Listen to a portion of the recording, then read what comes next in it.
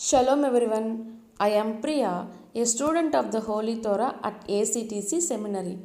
ఈ వారం తోరా గ్రంథంలో 41వ పర్ష పిన్కాస్ అంటే ఇత్తడి నోరు అని అర్థం. సెఫర్ తోరాలో ఇది 41వ పర్ష మరియు సెఫర్ బెమిద్బర్ లేదా సంఖ్యాకాండంలో ఇది 8వ పర్ష. ఈ పర్ష యొక్క 7వ అలియ వాక్య భాగములు.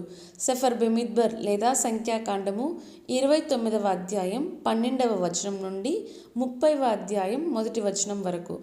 పర్షత్ పిన్కాస్ యొక్క 7వ అలియ సుక్కోత్ అనగా పన్నశాల పండుగ మరియు దాని 8వ రోజు షెమిని అత్సరెత్ సమయంలో అర్పించాల్సిన బలులను వివరిస్తుంది.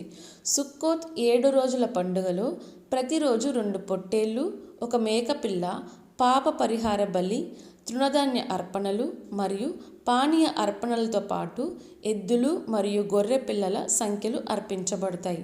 మొదటి రోజు 13 ఎద్దులు, 2వ రోజు 12 ఎద్దులు, 3వ రోజు 11 ఎద్దులు, ఇలా క్రమంగా తగ్గుతూ 7వ రోజు 7 ఎద్దులు, మొత్తం 70 ఎద్దులు. ప్రతిరోజు 14 లోపం లేని గొర్రె పిల్లలు అర్పించబడతాయి. షెమిని అత్సరెత్ అనగా 8వ రోజు 1 ఎద్దు, 1 పొట్టేలు, 7 లోపం లేని గొర్రె పిల్లలు, 1 మేకపిల్ల, పాప పరిహార బలి, తృణధాన్య అర్పణలు మరియు పానీయ అర్పణలు అర్పించబడతాయి.